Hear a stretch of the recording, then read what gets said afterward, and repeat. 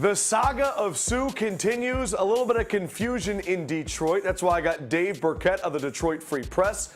And Ndamukong Suh comes out and says, I could have gone elsewhere when I was drafted. I had that decision in my hands.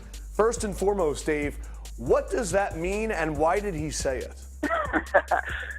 We've all been trying to parse his comments all day, and since he walked off without explaining himself, I can't give you a really good answer. I mean, look, bottom line, I guess, it seemed at least to indicate that, if he wanted to, he could have pulled an Eli Manning or a John Elway and tried to engineer a trade, so the Lions wouldn't be able to take him with the number 2 pick, essentially, held out from playing in Detroit.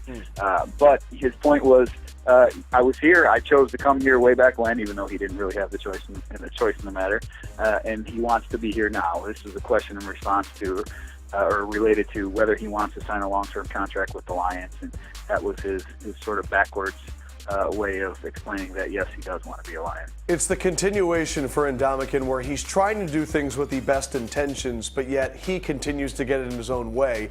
But the extension is really what everybody's talking about. Is it still likely to get done before the season? I still think so.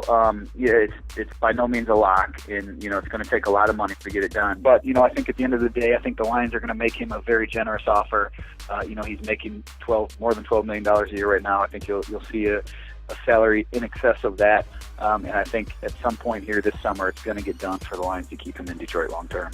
All right, but Dave, what if there's more convoluted comments? What if there's some more issues off the field? Look, that's the question always with Sue. Is there ever going to be a point where it's too much to put the name on the dotted line? Are we close to that, or is it still business as usual in Detroit?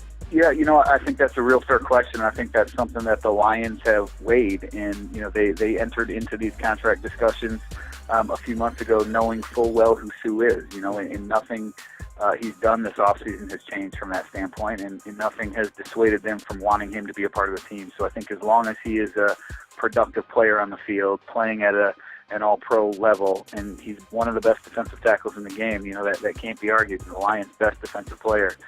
I think they're willing to put up with the, not showing up for some of these early off-season workouts and, drawing some bad press. It's all part of the package, and I think the Lions are willing to accept it as long as he continues to play at a high level.